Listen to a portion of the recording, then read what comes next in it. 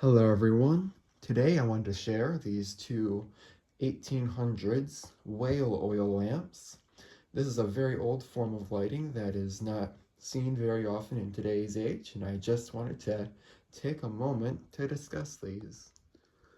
Whale oil is a fuel that goes back well into the 1700s, but saw a big increase in popularity between the 1820s and the 1860s. It burned much cleaner and brighter than other animal fats that were commonly used at the time, like lard. However, it was much more expensive, so only the wealthy ended up using whale oil in large quantities at the time. And then in the 1860s, kerosene became available and it quickly replaced whale oil as it was cheaper and burned much better. Whale oil lamps can be identified by their shape. Whale oil lamps tend to be much taller and slender and much smaller than traditional kerosene lamps. Here for comparison I have an 1800s, late 1800s kerosene lamp, and you can see the difference in the shape of the font and the size. A lamp like this would burn much longer with kerosene. Kerosene would have burned much faster than whale oil, so they needed a larger vessel or font to contain the fluid. So I'll just get started here looking at this one on the left. This lamp was made again in the 1830s using older glass blowing technologies. The base here is pressed. It was made in a mold with a plunger that made this shape. And then the font here is a separate piece that was free blown. In other words, each font was made by hand and not in a mold. So each one is just a little bit different. And you can see the shape and some of the swirls in this. It's not exactly circular, of course, because it was made by hand. And then they used wafers, which are right here.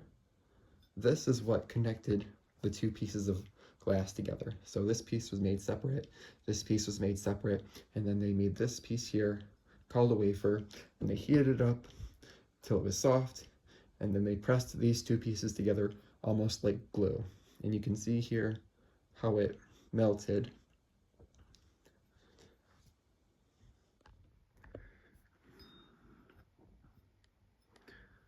Please focus.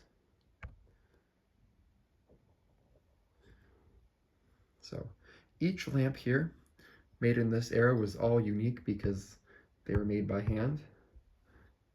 There, you can really see how those melted, and the swirls in the glass from where it was made. This particular base is not super common. There were a number of different bases used with these lamps. This particular style with this kind of four-sided pattern, which has 5 steps and then a 4-lobed stem. And on the inside, there are these ridges that give it a little bit more interest visually. And what's unique about this particular lamp is it has some impurities in the glass. This is not normal for these. This is quite a rare find, actually. Normally when you find these, they are perfectly crystal clear, as they should be, so finding one like this that is surviving is really pretty cool.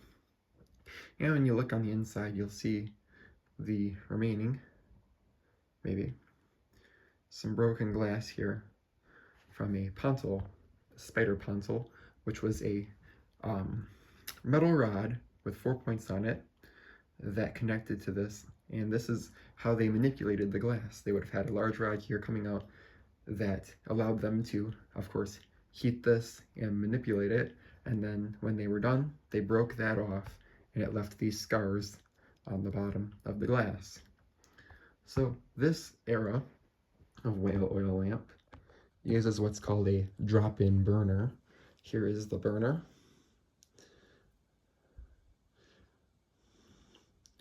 The whale oil lamps can be identified by their burner that has either 1, 2, or sometimes 3 tubes that just stick up a little bit out of the top of this disc and go well down into the bottom of the font.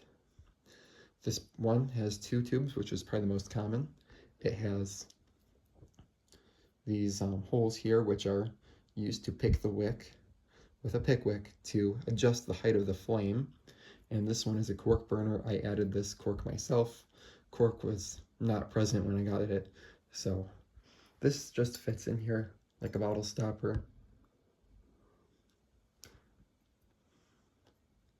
If I can put it in correctly. There we go. So that's the full lamp. Then, moving on, a little bit later, they started making pressed fonts. This is an example of that. So the bottom piece was pressed, the top piece was pressed, and they still used a wafer to join them together.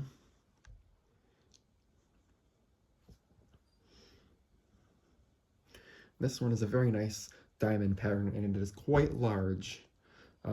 Whale oil lamps of this size are not super common.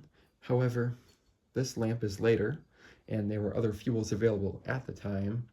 And this one has a collar on the top. This is not the original collar.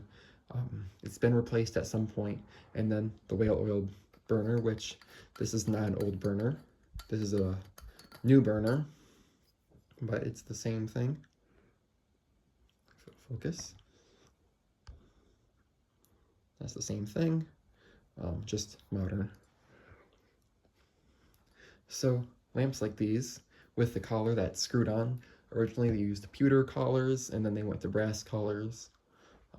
The idea was that, of course, these would be held in a lot better, but that also allows you to choose different burner types that were available.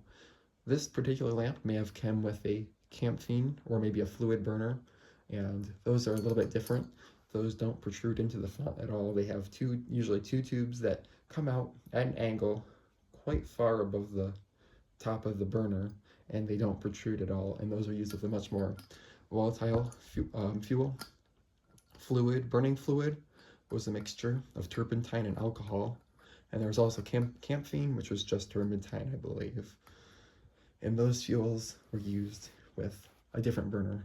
The idea behind the whale oil burner being made the way that it is the whale oil was quite thick, and this design with the tubes that go down into the font would help transfer heat to the oil, so that would heat it up a little bit and help it become more fluid.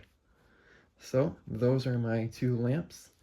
These are a pretty interesting part of history, bygone era, where whale oil was a common fuel for lighting and other purposes.